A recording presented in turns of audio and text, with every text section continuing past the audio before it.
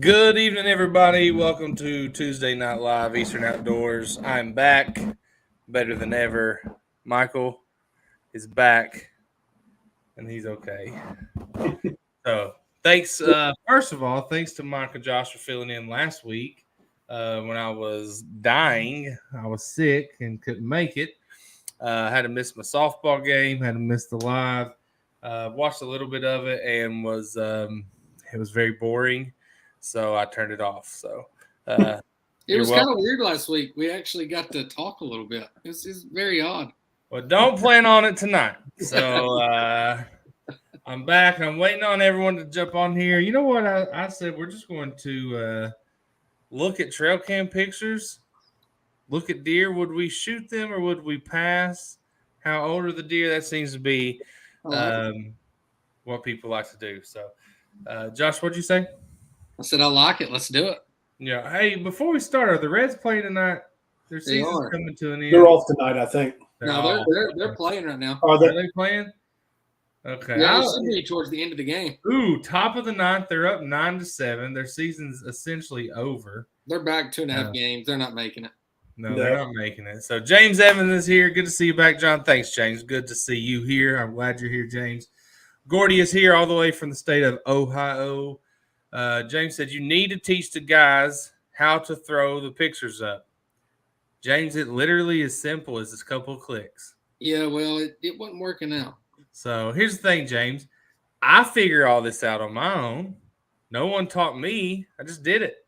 They just need to do it. They're grown. They're grown. PK says go Seahawks. Kenneth Walker, Seahawks running back on my fantasy team, did really well. 30 points, I think, on that. Not James Evans. Robert James says, what's going on? Good to see you, Robert. This Facebook says, hey, old buddy. Hey, old pal. Glad you're here. So, hey, September is wrapping up. Last night in our text as we were watching the Bengals play a horrible version of football. They got to win. I saw that Mike, don't interrupt me. I saw that Mike and John Allen and Josh were all talking about acorns hitting the ground as they were hunting. So that's something we can talk about. Scott Butler says, hello, gentlemen. You too, John. Anthony says, hey, friends. Robert James already sending in the pictures. He's been waiting on me to come back. So, what's up? We desperately need some rain. Well, looky there. James says, love this rain in the forecast over the next few days. My property definitely is needing it. I've been building a deck for a client, kind of replacing a deck for a client in Lexington. I just got back from that because I was trying to get it all finished tonight before the rain the next couple of days. So I'm actually hoping the rain holds off a little bit so I can get that done. But for the deer, for the wildlife, we'll take it. Scrapes are hitting the ground as hard as acorns are. So, Mike, have you said you're going to get you some hemp rope and make you a mock scrape. Have you done that yet? I have not, but I'm going to do it this weekend. I'm ready. I'm excited to get that stuff put up. I'm looking forward to it. Something I just saw. Have you guys followed Jim Shockey? His wife just passed away. Yeah, man, yeah. Such a terrible. I remember a couple years ago, she was diagnosed with cancer. They gave her like 3 months to live. Yeah, and she lasted almost 2 years, which is a wonderful blessing for their family. Right. So, yeah, prayers for Jim. He's one of my favorite TV guys. He's one of my favorite hunting personalities. I just think he's probably a little more authentic than some of the others. But I was getting ready to say those are some genuine people, man. Yeah, really yeah.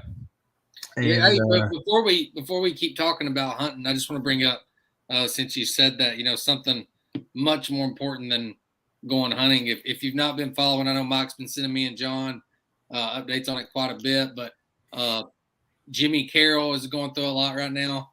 And I know we've got, what I can see, 36 viewers right now. Jimmy's usually the first one on here. He is. And he is the first one on he has been with us following Eastern Outdoors Media since we were Kentucky Outdoors Media.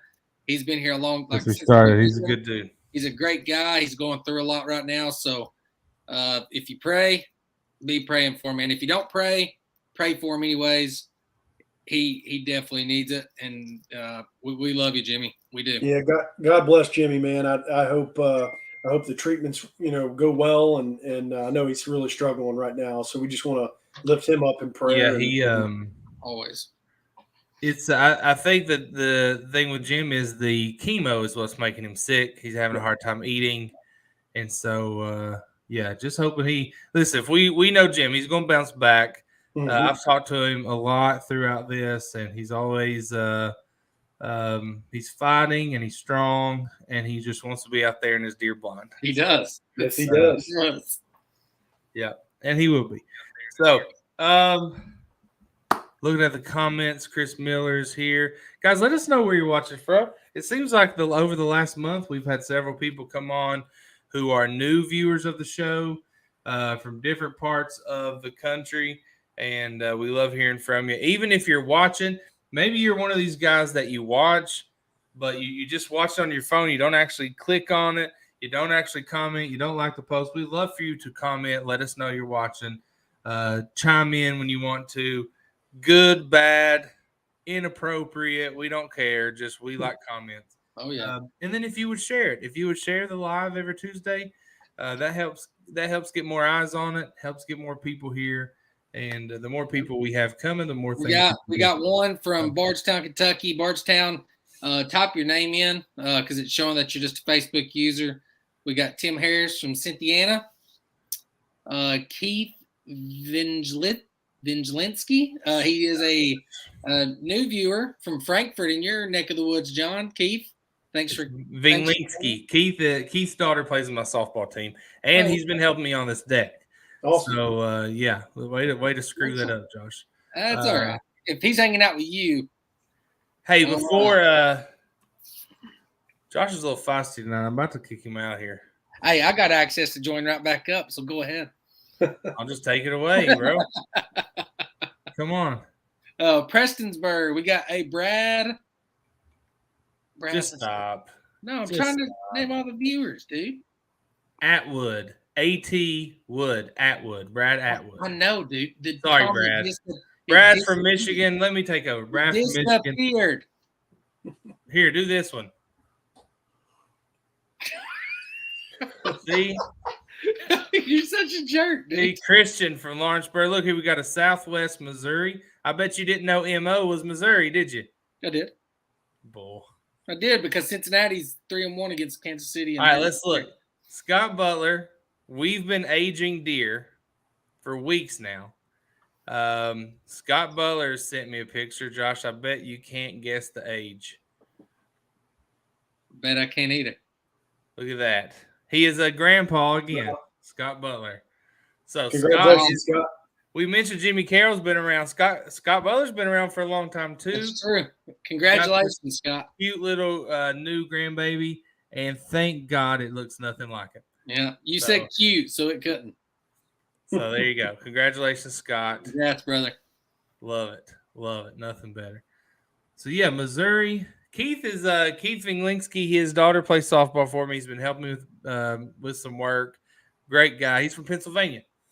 He lives in Frankfurt now. Steve, here's your one. Josh. Steve Stimpke. Okay. Steve said, had an opportunity to take a fawn this week. Hopefully I don't regret it. Come January, you won't. Oh, you didn't take the fawn. Oh, you might, Steve. You might. Yeah. Are we who's passing fawns out there right now? Anyone else passing fawns out there right now? Me. Yep. Yeah, not me. Well, I've only been once. But I've got Brad, let's go back to Brad here. Brad's in Michigan. Brad said Michigan here. Bow season opens Sunday, ready to go. Man, I hate, I'm very glad that when Kentucky has a season, whether it's archery, crossbow, youth, muzzleloader, it's always Saturday. Yeah. I don't know. Like Dove, sometimes opens on a Thursday or Friday. Yeah. You got some of those other things, but deer season, it's always a Saturday. Some of these states open on Sunday. Some won't let you hunt on Sunday, and some open on Monday, which really has to suck. So, yeah, Brad, you've got 5 days? We're pulling for you. It looks like you're a big deer slayer, according to your profile picture. I'm guessing maybe that's from last year. So, best of luck.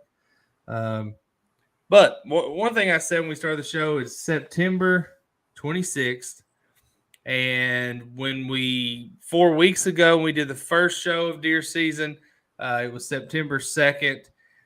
No. It was after that weekend. So like September the 5th. And deer have changed a lot since then. So I want to ask the people in the comments first, how has deer behavior changed where you live?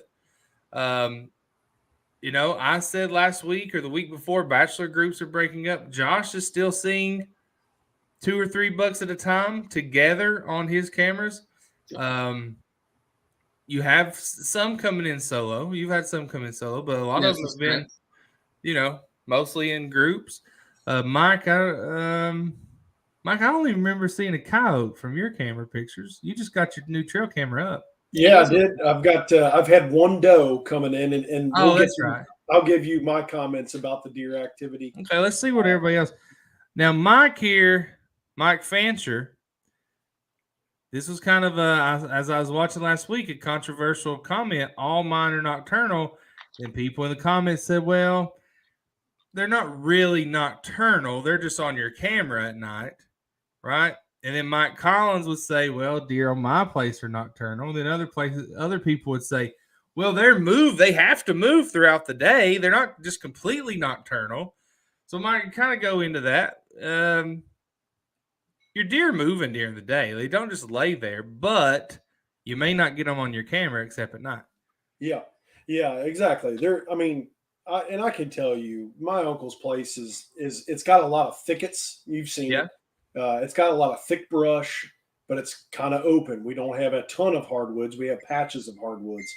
So I believe, when the acorns specifically start falling on our place, around our place or on our place, the I guess deer condense in other places because there are more acorns outside of our property. That's just my personal opinion. I don't think we have enough to attract so many deer that we have a bunch, roaming around on our property. We'll have them getting up and moving around a little bit, but I think right now you're just seeing them hitting wherever those acorns are hot, and they don't have to move very far. So they're already in the hardwoods. They're already in the woods. And right now I'm seeing one doe is coming into our cornfield and kind of in the corn area where my camera is. And it's a single doe, and it's the same one. She's been there every night. It's kind of like, you spend a hard day at work. You come home, you sit down in the recliner. Your wife, if she's a good woman, she's bringing you a plate of food. Maybe it's a Hungry Man TV dinner. Maybe it's something she's cooked. It depends on the quality of woman. And you don't want to get up from that recliner. If the food's right there, right, you're not getting up and going to the fridge, dear. If they're in those thickets, the acorns are 20 yards away, 30, 40 yards away. Your corn pile is 150 yards away. They're eating those acorns. Even a top quality product like Antler Builder, which, Josh, you could talk about how your deer have migrated toward the Antler Builder and away from the Walmart. It's proven. Feed. It's proven. They still like those acorns. And from what I can tell, there are a lot of acorns this year. Does it look good up your way, Mike? Yeah, it does. There's a pretty good stand, specifically in an area kind of toward the back of our property where we have quite a few acorns. Oaks dropping right now, and it's actually my uncle killed a deer last week right underneath the stand. It was a deer came in and was eating acorns. So, are you sure it was underneath your stand? Because Scott Butler said he took a pee under your stand while he was coon hunting the other night. In front of the camera, I did have a raccoon pee all over the corn pile last night. Did you have Scott pee in front of the camera? It was a coyote. Lifted its leg and peed right into the corn. Gosh, nasty little thing. Let's see. Somebody said, who was it? Said, John, check your messenger. Anthony Jones. Let's see what Anthony Jones has here. He said, just his luck. Okay, let's see here. Let me share this. This is kind of Josh's is the same. The other morning I woke up while I'm pulling this picture up. The other morning I woke up and I called Josh. It was like 7 a.m. and he was like, "Hello," and I said, "Dude, You're not in the tree stand. I overslept. And I was like, well, your big buck is there right now. I effed up big time this past weekend, guys. I'll tell you the story shortly. I'll tell you the story. Okay, let's look at this picture. Uh-oh. Can y'all see the picture? Yep. So this is Anthony yesterday, 12:49 p.m. He's putting out his corn. And then, where's the other one? Ellie just homered. Well, crap. I don't know what happened here. Oh, here we go. All right. That was in 12:47. So literally just a few minutes after Anthony left, here comes the buck that he's trying to kill. So isn't that the way it goes, though? Yep. Never fails, dude. Josh is literally, we have that cell cam set up. I'll explain to you kind of how it went. So Saturday morning, I got up at like 4, got ready. I only live like 15 minutes from the farm. So I head over that way. And as soon as so when you pull into the driveway, there's a huge field on the left. It's the only way to access the property because it's surrounded by private. And I've not talked to the neighbors yet, which I need to. But so I pull in, and as soon as I get there, there is a ton of deer in the field. It's pitch dark outside. And, of course, they're just watching me drive by, you know. So they were standing where I was going to walk in. So I drove all the way past them, parked next to the barn. I start walking in on the opposite side of the property. Dude, I get like 50 yards, and I hear one take off running. I'm like, you got to be kidding me, man. Well, it stops, blows at me for a minute, takes off running again, and I just stood still. And I heard it stop, and it never blew again. It just walked off. So I just kept walking, kept going. I set up, and I think with me spooking them that morning, they had an idea. First time I've hunted the property and not seen anything. And I do think the spooking them definitely had a huge deal to do with it. So I hunted that morning till like 10 or 11, put some corn out, just regular Walmart corn. And then on another feed site, I put out some antler builder and a big 20-pound block. Mm-hmm. I left, went home. It hits like, and I'll send John the picture to pull up. It was like 9 o'clock. All of a sudden my camera starts going off. And he's a big buck. He is. He is a very good sized buck, 8-pointer. He's there at 9. And there's just something, it made me 10 o'clock. I don't know what it is about my specific area, but it's happened twice. 2 big bucks, one's a 9-pointer, one's an 8. They came in at night, and they're there at night, they leave, and they always come back the next morning. The next morning, they're always there right at daylight, and I don't see them after that, I don't see them for a while. Yeah. But I told myself that night when I seen it, I said, he's going to be there in the morning. He is going to be there in the morning. So I did wake up at 4 to my alarm, and then I hit snooze. And then I hit snooze. And then I hit snooze. And then all of a sudden, my phone's going as loud as crap. Who dey? Who dey? Who dey? And I answer the phone, and it's John. And he's like, what are you doing?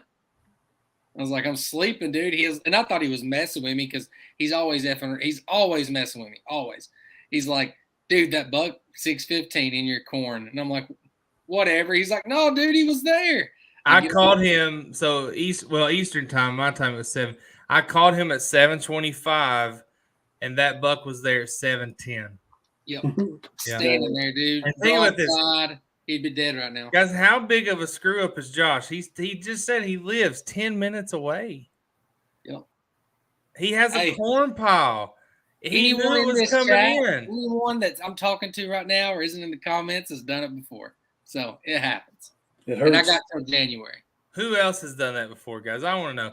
Here's the thing.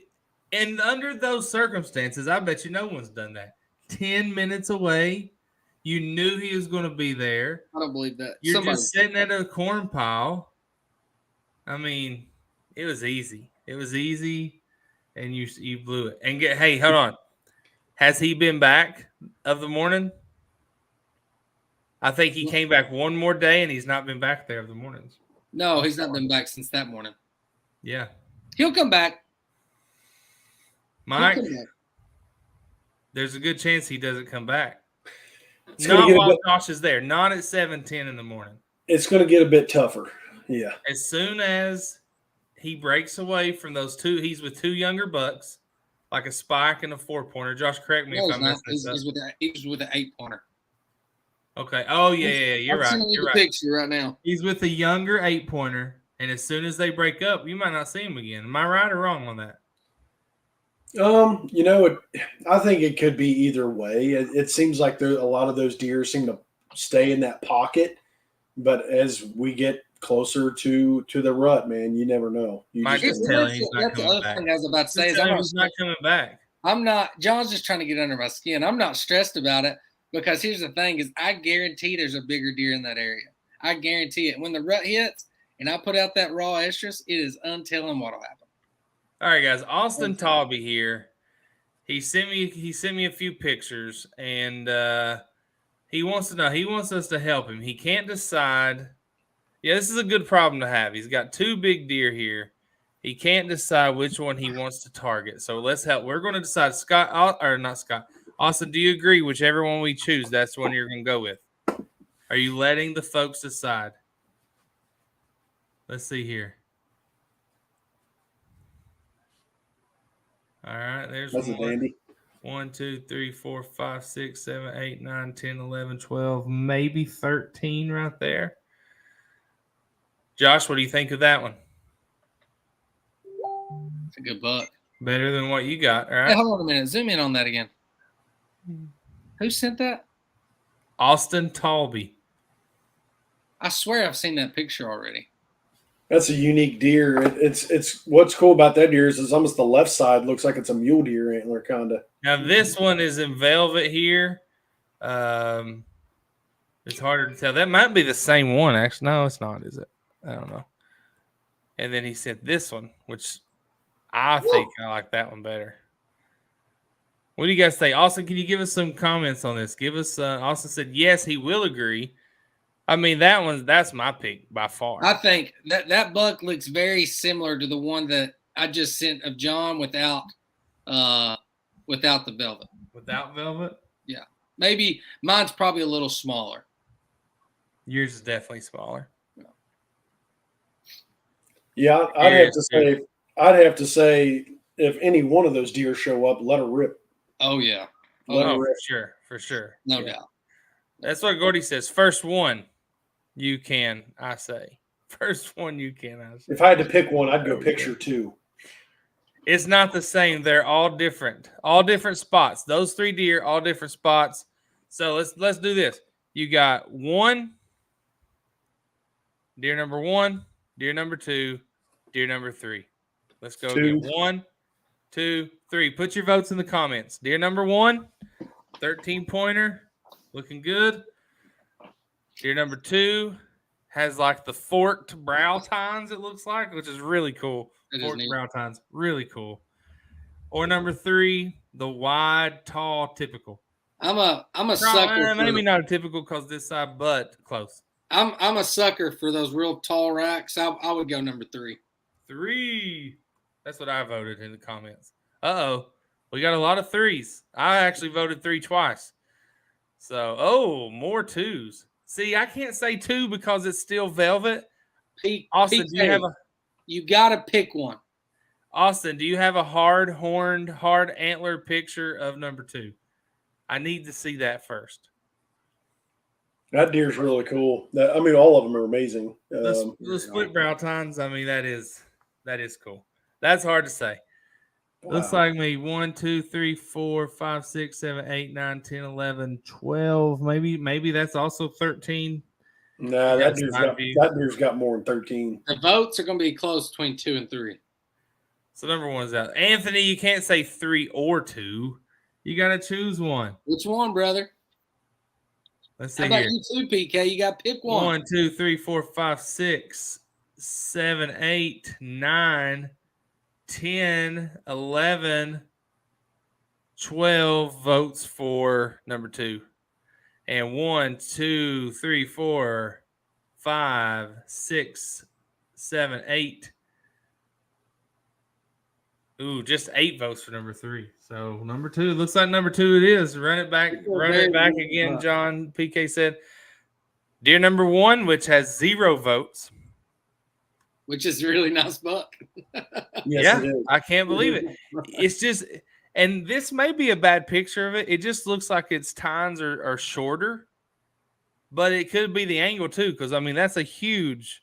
I don't know if that's a G2 or what they call it. I don't know, but number 3. Heck, which one's that one? I don't know. That was the one he sent from the past. So, Jesus. Anthony says, "Hey, whichever one shows up." I think everyone can agree with that. Yeah, but it's 3 different spots. Sure. It's 3 different spots. He can't be in 3 spots at once. Well, if you lined all 3 of them up and said pick, I would shoot number 3. Number 3. I agree.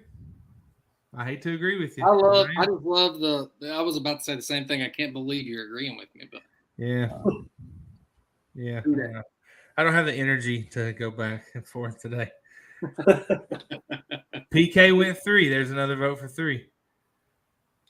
Good buck. James says, I mean, I'm not passing up 3 if he came through, but I would definitely prefer to. I'll tell you, out of all the pictures, dude, I've got so many bucks on camera right now. Every buck I have is like you can tell even the young ones. There's nothing crazy on them. They're all typical, like, it seems like they're pretty average deer. The genetics in the area is pretty good though. As in they're very healthy. Like I've got a 4-pointer, dude. It's really weird, but his bases are massive. Yeah, I think yours. Cool. I mean, but I want to know if we have anyone in the comments who you're good at just eyeballing a deer and scoring it. Yes. I am not. I can't tell you. I mean, I'll just say 130. Like I have no idea. Mike, you're not? No, I'm not good at it. The guy at work today. He said he's seen. Don't say it. Don't say it. Let's let everybody in the comments. Well, no, I'm just saying. He told me this weekend on Campbell. He seen 2 160s and couldn't get a shot. And he told me what he thought this deer would be today. Because I thought it would be more than what he said. Because I was very surprised. Well, when you told me what you thought it was, I thought that's probably a little high. Okay. And I believe you. I don't know. Well, I don't either. So, all right, guys, this is the biggest deer Josh has on camera. I think it's a phenomenal deer. Oh, yeah. I would shoot it. I would have actually been awake and been there the other morning. I would have that thing dead. He says unlike Josh. But let's see what this is right here. What do you guys think? Wide, tall beams. He's a 9-pointer. He has this little extra. The thing that hurts him is his brow tines suck. They do. Like his brow tines are. That's as far as I can zoom in because you sent me a. Here, I'll send you another picture, bro. I'll send you another one. It's a very amateur picture. It's your camera. No, you sent me. Look what you sent. Hold on. You sent the whole thing. Oh. You just screenshotted. And your phone was on 12%. Oh, God. I got to deal with this guy. You guys. Between the Times podcast said 40s. That's low. Single. That's double digits. 40s. I know he means 140s. Nobody laughs. 140. That'd be excellent. Josh, your buck's probably 140. Casey said. PK said zoom in. I'm trying. PK sent a lousy picture. Just sent you another one. All right, let's see here. You're complaining a lot tonight. A lot. What is this? This is a video. Oh, this is John Allen. Oh, Lord, I better watch what I show on this group text. Lord, who knows what's on here? Oh, okay, here we go. There you go. There you go. I'll tell you one thing. He's got a what? I know what you're about to say. He's got a big set on him. He does. I mean, he's walking around with his butt facing that camera, and it's just he's ready to go. All right, what do y'all think, guys? What do you think? I'm going to say, I don't know, 110s. Josh, they're saying 130s, 140. That's a poking young. The guy today told me around 130. Okay, there you go. Yeah. Hey, and I'm going to be honest with you guys. I've told you all this in the past. I'm not picky. I would shoot that deer every day. Every day. I would too. PK said you'll be surprised when the tape starts. I want to know, what is everyone's personal best?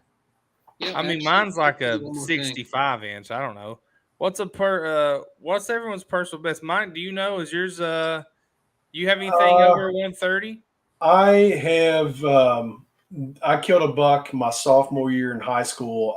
If I remember correctly, I think the taxidermist said 135 for that buck. And then I have a buck that's downstairs that I never had scored.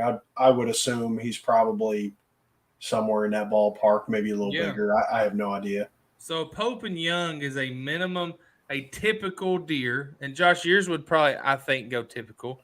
Yeah. Is a Pope and Young is a 125. So Josh, you would have a Pope and Young. If it's non-typical, it would be a 150. So Randy's is a 150. Pope and Young was 125. Oh, I thought it was 140. Gordy's is a 154.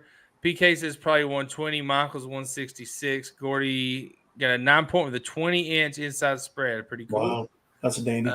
Someone sent me a 4-pointer and said this is the biggest 4-pointer I've ever seen. I just remember that. I mean, we get pictures all the time. Oh yeah, all the time. And James says, same as you, John. Unfortunately, I lost the largest deer of my life. Landowner didn't let me on to retrieve when I was younger. Oh, that sucks. That sucks. What do you guys do, Mike? What do you do if you kill a deer? What would you do? I mean, I know you pretty much have permission to go where you want, but if you killed a deer, let's say you made a bad shot. We'll just pretend here. Yeah.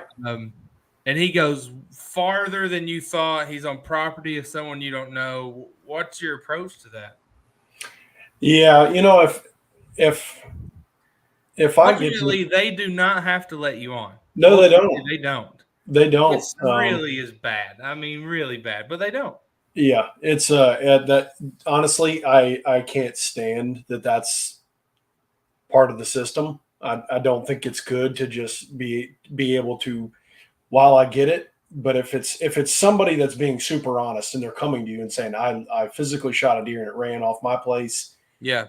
What I would probably do, and I think it's key, we need to make sure that we're being good neighbors and we also get to know our neighbors.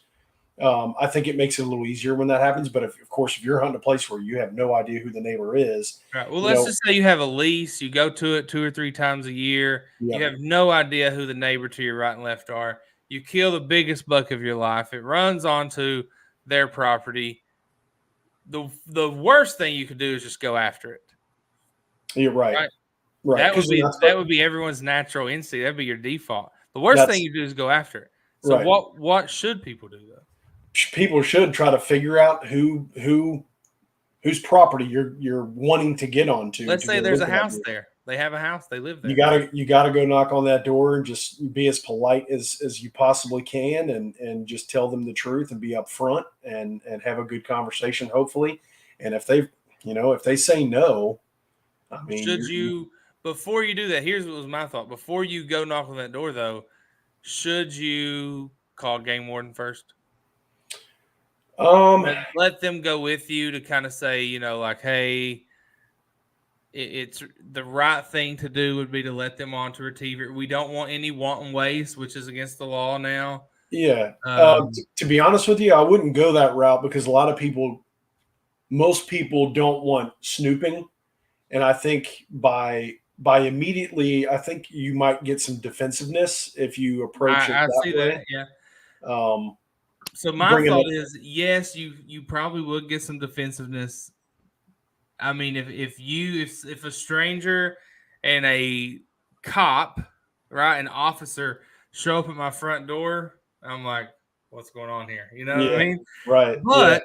But if you go alone first and they say no, and then you come back with a game warden, then you're just like looking for a fight. So yeah, that's true. I don't know, man. It's tough. A lot of times, and unless you can't come to some kind of agreement, I've heard of people literally having to walk away from it, and it sucks all the way around. Yeah. It sucks all the way around because that deer's going to complete waste. And that's one reason I definitely need to.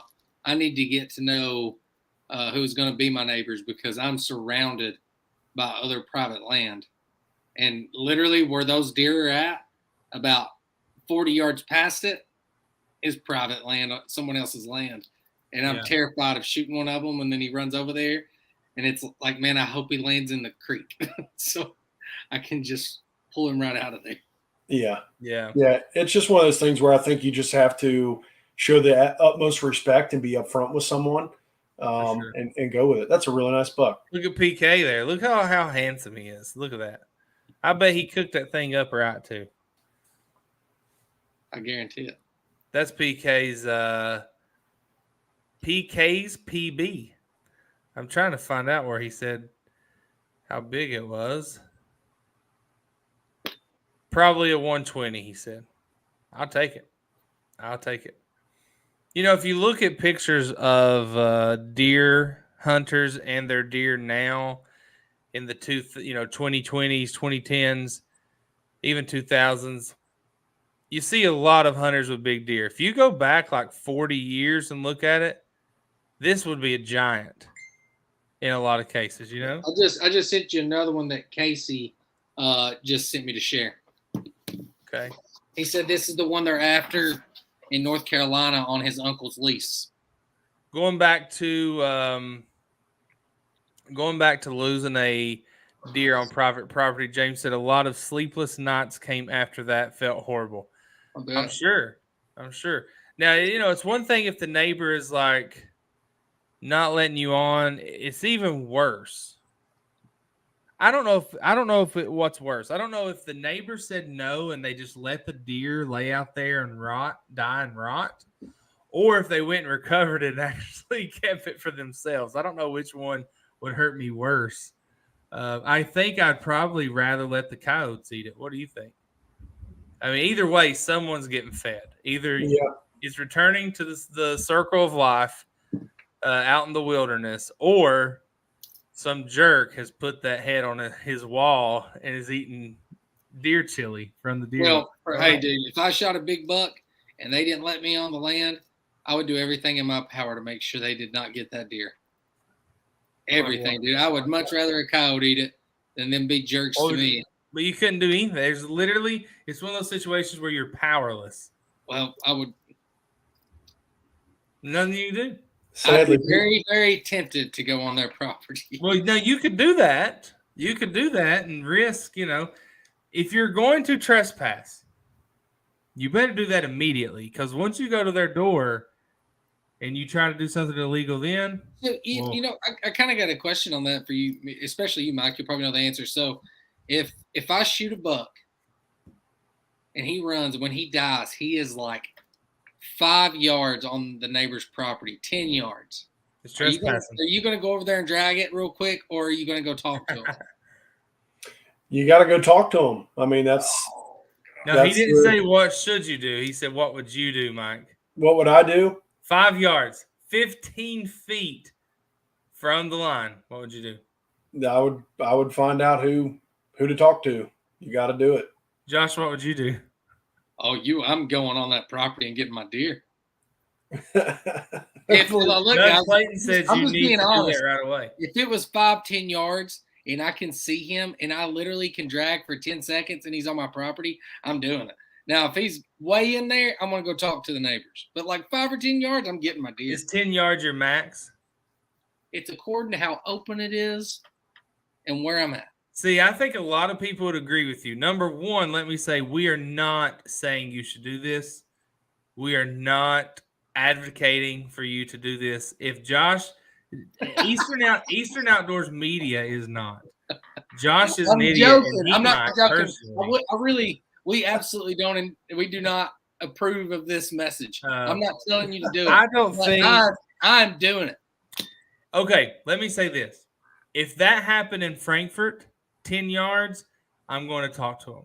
If I was in Harlan, my hometown where I'm from, I'm going to get it. It just depends on where I'm at and how familiar and how comfortable I am with the situation. Yeah. Because I know folks in Harlan. I couldn't tell you one person I know in Harlan that would say no. But I've met people around here that might say no. Yeah. Oh, well, I mean, listen, people do some crazy things for big deer. And if you happen to kill a monster buck and that neighbor, and say it goes onto the other property and that neighbor knows you kill that buck, at that point when you go to them, they will likely say no, because they do not want you to get your big buck. They will not. And see, it becomes a pissing contest. And it's just like, want to say, hey, go up to the door, knock. They answer, "Hey, I just shot a doe, and it ran on your property. Can I go get it real quick?" I think most people, anyone that's, I don't know. I don't say most people. I think there's a lot of folks that would be like, yeah, go get it. There would be some folks that say, yeah, let me get my shoes on. I'll go with you. What Biggin just said. Biggin said people in Harlan would help you drag it. I agree. Most people would. How do you know it's Biggin? It could be Courtney. Or maybe Courtney, but I'm just kidding. I don't know. Biggin. One thing I could say is I do thank God that I don't really have those issues often, as far as usually the neighboring properties that butt up against my uncles. Nobody really kind of plays those games, if you will. I do thank God that most of the time they do not care. We pretty much we know that we can just go get those deer because they don't mind. I'd say, I knew it was you. The biggest thing we're getting from this is make a good shot so he don't go far. Yeah, but what if you're hunting right on the line? I am. So it's going to be a tough situation when it happens. I'm obviously not going to do anything illegal, but if I can stand in the creek and reach onto their property and pull them to the creek, I'm doing it. Here's what you do.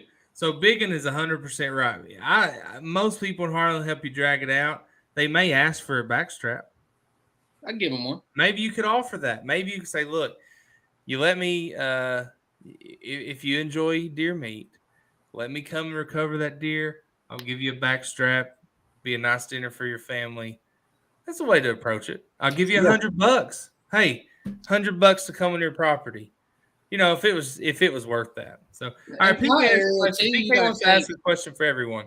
He said, "What's y'all's what's your input, like strategies or approach to hunting the late part of October on public land?" First of all, let's say this. Let me say this. You might want to get that last comment out there.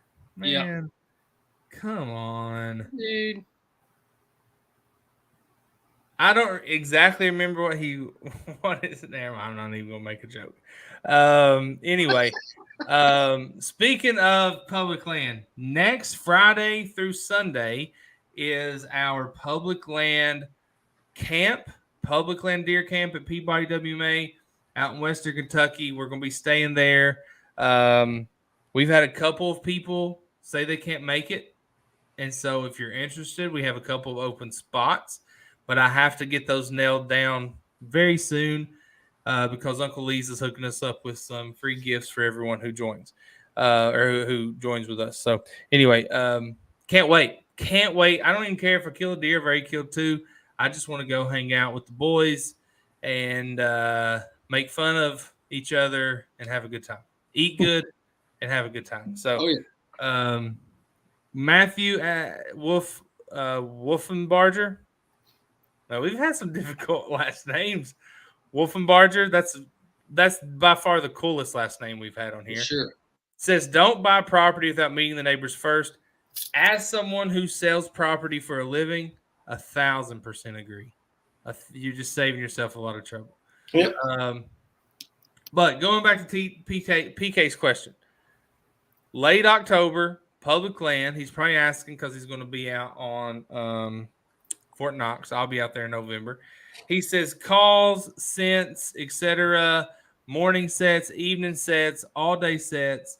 And let's just go ahead and put a date on it. Let's say last weekend of October, like 28th through 31st, Halloween.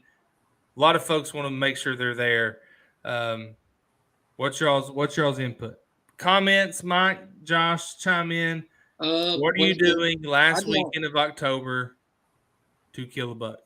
The thing I'll comment on most is like for calls and using scents and stuff like that. I'm only using cover scents in late October. This is me personally. I do not pull out any type of like grunt calls or estrus or anything like that up until rifle season. That's just me personally. Maybe the week before rifle season, but I will not use it until November. That's just a personal preference for me. But late October, I'm just using a cover scent and I'm hunting, food sources and just kind of like what I'm doing right now. Where they are is where I'm trying to go, but I'm not using any type of calls or scents or anything. I'm waiting until November. What about rattling, Mike? Are you rattling? I don't know if you're a big rattler. I know. Listen, there's folks who rattle and bring in bucks every year. Mm-hmm. I'm not one of those, but some people do. I've not had great success with that stuff. I've had deer come into those things, and that's about the time. I would say probably October 25th and on, on into the November time is probably when I'll tinker with some antlers or maybe a grunt call, but just not get very aggressive with it. And then about November, really, I mean, I see a lot of bucks cruising right around that early November 1st, 2nd, 3rd, 4th, and on. I see a lot of bucks cruising at that time. So I will start putting a little estrus out at that time because it's, that's exactly what they're cruising for. And if you just happen to be, what they're looking for, you might have an opportunity. So I'll typically start kicking that stuff off pretty heavily in November 1st, as far as like scents. Obviously, public land, you can't use that stuff. So refrain from doing that. Other than the cover scent, you're allowed to use that. Right. But yeah, I'll start kind of tinkering with antlers probably around October 25th and a little bit later and on. And then with scents, I'll usually start putting estrus out a little bit in November. Yeah. Michael J. Sexton says, no calling, no lures, set between bedding, stay all day. I have a hard time staying all day. In the saddle, I can go about 5 hours without having to get down and rearrange. I guess if I was in a ladder stand, I could sit all day. But I'm telling you, I'm going to fall asleep at some point. I'm going to be playing a game on my phone, reading a book or something. I can't sit there all day. I just can't. But once it gets super cold, I'll sit all day. Once it starts getting down in the 30s, I'll go from daylight to dark. I won't leave. Just because of the rut. Yeah, and I know there's the big argument whether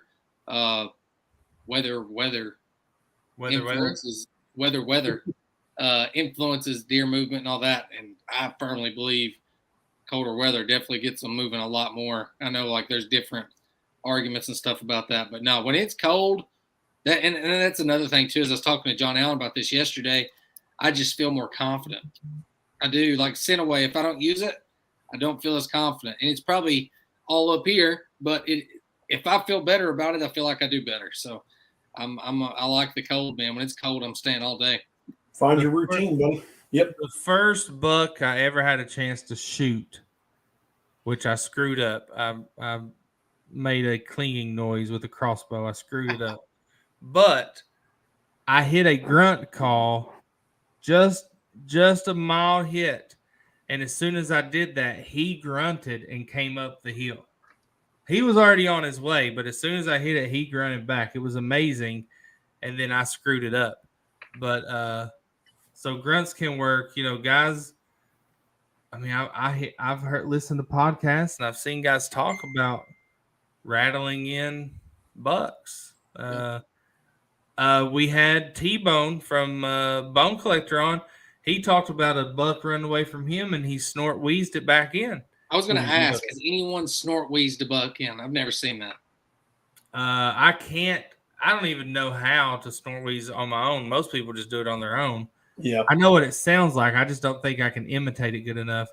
But there are tools you can use too. I've heard it. I've physically heard it from an actual deer one time, and it was insane. Like, it was super cool. These two bucks. It's kind of like, this is how I kind of do it.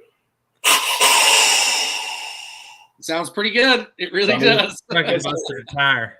Yeah, I'm kid you not. I started walking. It was 4:00 in the evening, and I was walking down this ridge, and all of a sudden, boom! It was loud. It was really loud. And I'm like, I was in brush, kind of walking, kind of in this lane, and just I don't know, kind of on ahead of me. I heard it, and I looked up, and one buck went this way, and one buck went that way. They had literally just got finished fighting. And it was during rifle season. It was November 14th, and I was ready for a shot, just depending on, but both of them left, and I slipped over there to where they were standing, and I actually found blood. Nice. I started following a blood trail because one of them was kind of nicked up, I guess. I thought that was crazy. Man, they're tough though, aren't they? They are tough. Yeah, hearing that in the woods, dude, I bet that's extremely intimidating. It was crazy. I've only heard it one time, and it was really cool. Wolfenbarger says, I grunt and bust them all October. He also said his favorite week to hunt is the second week of October. You don't hear many people say that.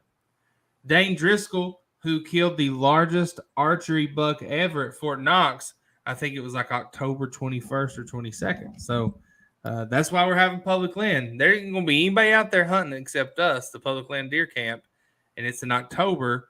And you know what? I've already killed 2 deer. Maybe I'll experiment. Maybe I'll take my antlers. Maybe I'll take my grunt tube. You guys will hear me. I'll run all the deer off, and you guys will kill them.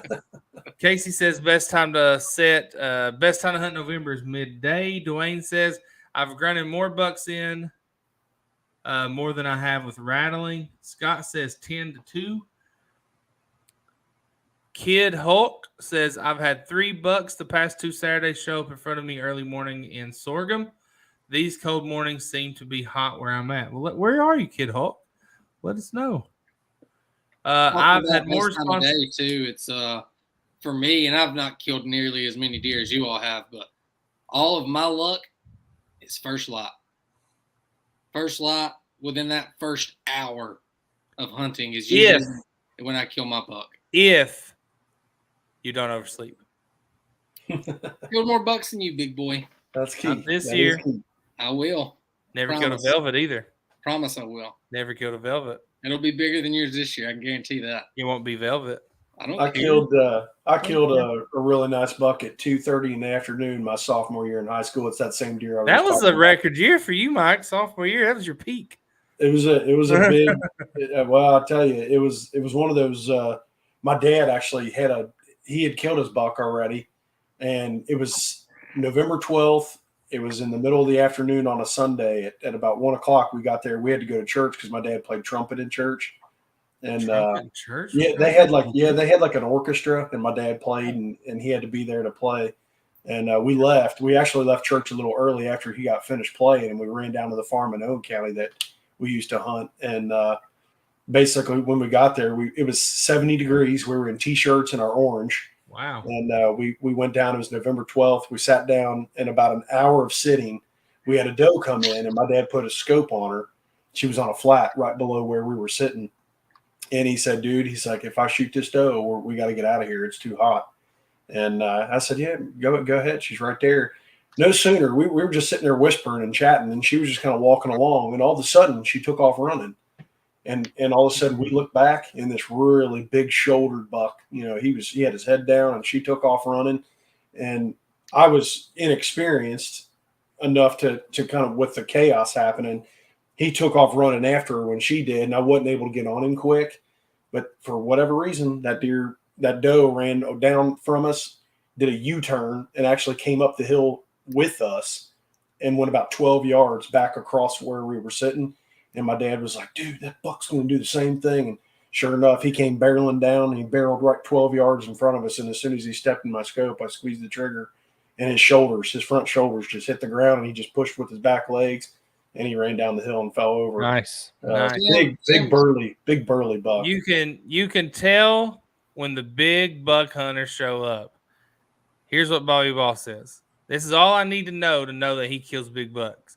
I will take late season January bow hunting here in Ohio over the rut any year. Have seen and killed more mature bucks at that time of year. I can't tell you how many seasoned veteran big-time bow hunters I've heard say they would rather hunt at the end of the season than during the rut. That they have a better chance.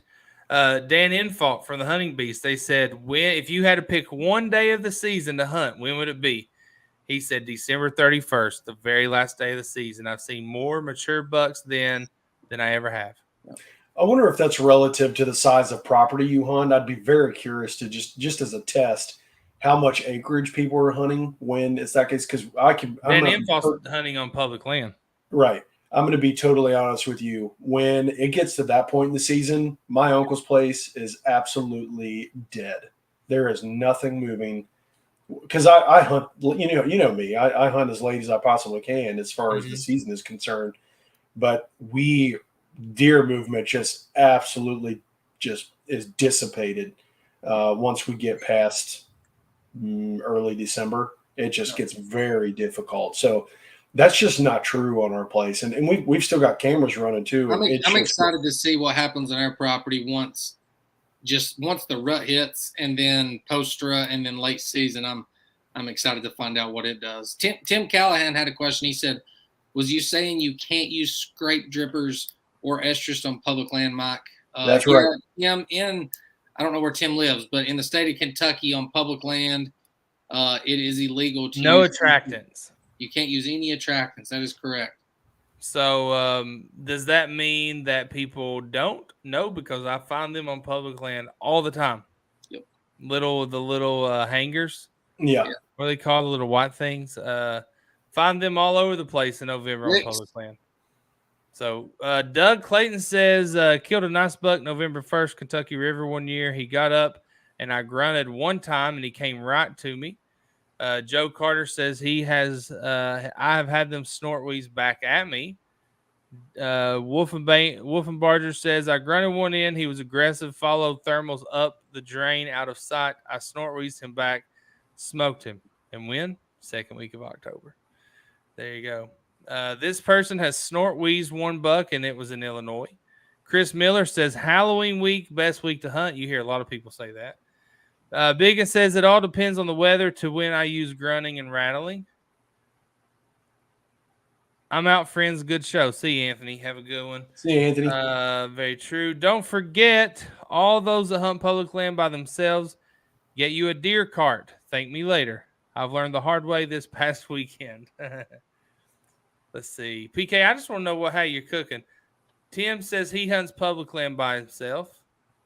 Let's see. Michael says, need more food on your farm if activity drops in December. He's talking to you, Mike.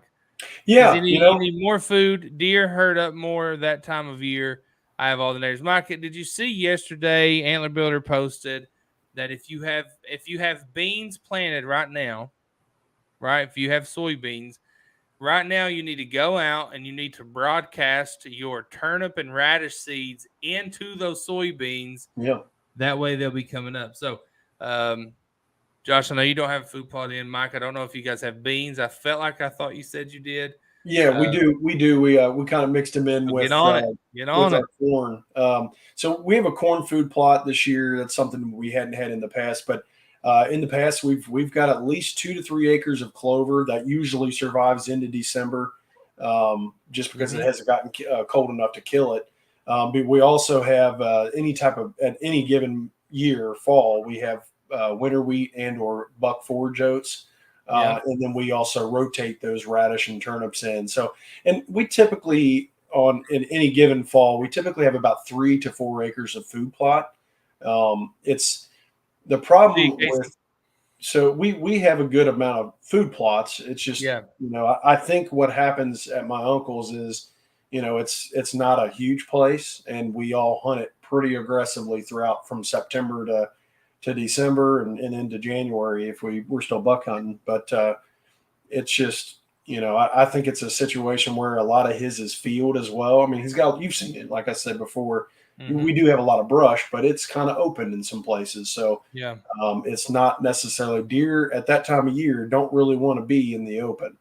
Joe says, cut the corn down in December. Mm-hmm. Bobby says standing beans late season has been the ticket for them. Doug says try cowpeas in the corn, Mike. Yeah. So you got some good advice there. Yeah. I think one thing that helps me quite a bit is nobody hunts that property but me. Like I'm the only there doesn't seem to be any pressure on that. There's no pressure. Like the deer, honestly, they don't really care. They're dumb. They are very dumb. But I will say this, I put my camera out, I was looking on September 8th. And Mike, if I'm not mistaken, you just recently started putting out piles of corn, correct? Yeah, well, we so what I have is I've got a mixture of Antler Builder and corn just mixed together. Did you just start putting that out?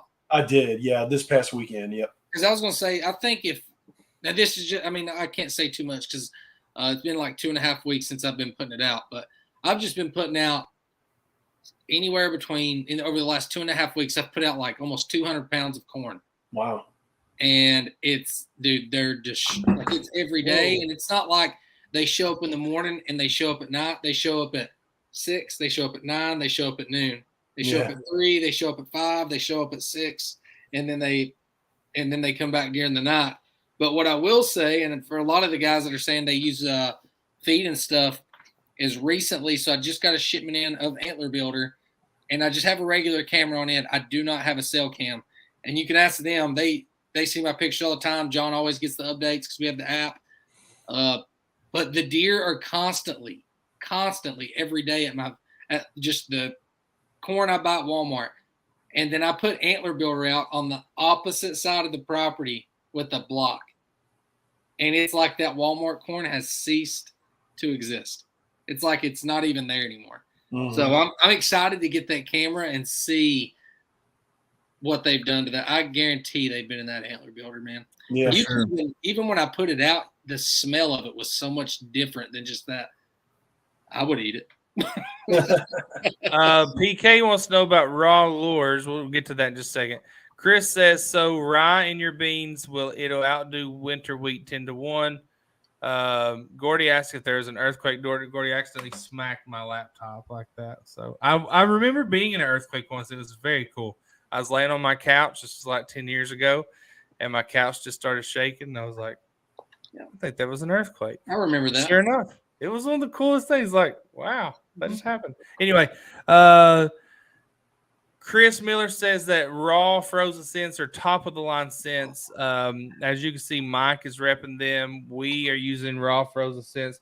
I would go get them, but they're in the garage freezer frozen. Hence the name raw frozen scents. They have a fantastic smell. If you ever cut open a deer, you're familiar with the smell. And it just has the deer smell. You know what I mean? Like the deer pee smell. So I love it.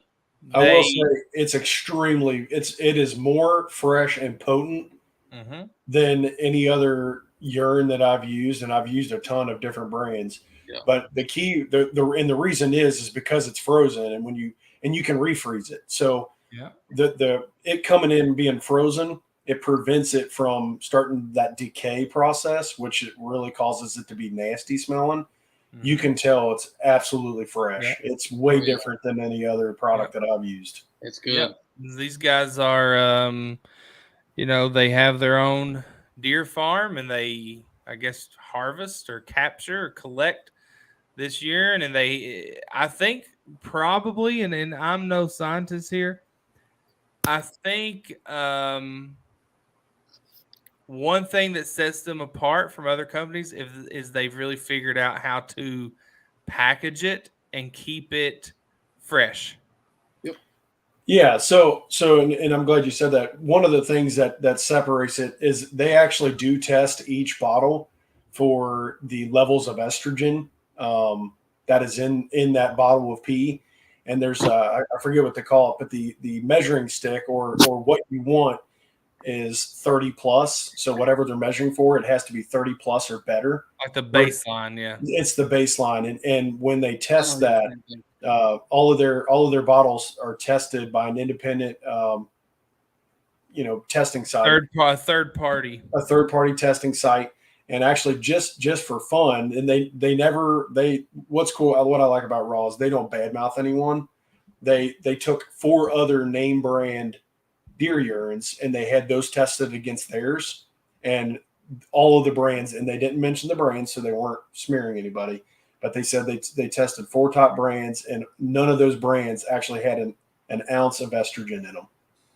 Looking at you, Tinks. Wow. So it's looking at you, Tinks. Yeah, that's insane, dude. So that independent testing site tested the different. Who do you think the 4 were? Tinks, Code Blue, and Tinks. Kind of off the top of my head. Yeah, I'm gonna say Jackie's Deer Lures. Wow, shots fired at Jackie's Deer Lures. Now I use Code Blue and Tinks. I've used that, and I've always thought it was fine. There's a distinct difference in the smell of those. It's big. You have a Tinks little bottle, and you have raw frozen scents. You're like, whoa. Yeah. Yeah, it's a distinct difference. I love the smell. Yeah, it's no joke. It's way different. It really is. Dude, Matthew, I'm telling you, I said it last week too. Dude, when rifle season hits and I walk outside, the air already smells different. And then I get to my spot and I spray some of that estrus, and I'm like, Wolfenbarger. I keep wanting to say Wolfenbanger. It kind of looks like an N. Wolfenbarger says they got an old boy from Harlan sniffs every bottle. That's true. That's true. That's how they test it. Little dab your finger in it. Take a good sniff. It's good. Yeah, it's good. PK says, I love Black Widow, and I had a good result, but I'm open to try new things. Yeah. Hey, we'll bring you some next weekend. Next weekend at Public Land Camp, PK, I'll bring you some. How about that? Yeah. They sell. You can get my hat and my shirt. I especially like they have these body pouches. They're called like body packs, and they're essentially oversized scent wicks, but it's packaged in the way that where they freeze it in a packaging. Mm-hmm. But when you open it up and it thaws, it is literally absolutely saturated. It's just saturated with urine, and when you hang it up, man, it's freaking potent. It is great. I have one. I'm gonna talk to him and see if I can get us a couple. Where are they located? They're Pennsylvania. I would love to go up there and like a behind the scenes look. That'd be cool. Yeah, it would be really. I bet it's strong smelling. It's a strong smelling place. So, PK says last comment, then we got to go. John, we need to shotgun that spot we scouted with them two THP looking dudes. They were posers. PK, they were posers. PK, actually, I think the spot to go was the spot me and Mike scouted when he got eaten up with turkey mites because that place was full. Mike, if you remember, you walk up the logging road and it splits, goes to the left, to the right. Yeah. Right there at that fork, huge oak tree. Yep, there was an oak tree back there in that corner, and there was a ton of deer sign. There was tracks everywhere back in there. Here's the thing: if you're on Peabody, you don't have to go very far to find oak trees. True. Yeah. So anyway, all right, fellas, we sure appreciate you guys being on here. PK says he's calling shotgun to that spot. That's also a spot that PK and I got after one squirrel, and we couldn't land it. Yeah, it wore us out that day. So anyway, appreciate everyone watching. Next Tuesday, we'll talk about the Public Land Camp a little more. If you're going to be there, be on here. I can't wait to go. Can't wait just to hang out and get to know everybody better and talk deer hunting and life and whatnot. So Scott says, ever smell directly out of deer scent compared to scent that has been exposed to air? Go to a farm and watch collection process. Yeah, that'd be cool. James says, catch you guys later. Guys, we appreciate you. Mike, Josh, appreciate you. Have a good week. Be safe in the woods. Kill us a deer. Let us see it next Tuesday. Timothy, I messaged you about an open spot. All right, Timothy, I'll get back to you, brother. All right, Mike, Josh, any parting words? Hey, if you all get a deer or a doe or buck, it doesn't matter. Send us pictures of the bottom jaw, the teeth. We got our good friend Kyle Sams likes to look at those and age deer, and if you want your deer aged, he can definitely do it for you. He was a good friend. He's not been on here in a few weeks. Yeah, he's missed. I know he's coaching he's coaching a ball team as well. I think his kids, he coaches them. This is a picture Mike wanted me to share of his cousin's really nice 6-pointer and these two deadbeats hanging out back here in the back. Yeah, hey, that was one of the most memorable muzzleloading camps that we had as a family. Yeah. And we used to camp literally every weekend, every one of those muzzleloading weekends in October. James killed that buck in the evening, and then my cousin Brad. And then myself, one of those bucks, I can't remember which one was mine. I think it was the smaller one. I think it was the one on the left. But we all three killed bucks on the same day. It was cool. Yeah, that's awesome. That's a big old 6-pointer too. Yeah, really, he got that deer mounted. That's a big old 6-point. Yeah. So, all right, fellas, have a good week. Have a good night. Appreciate you guys. See you next Tuesday. See y'all.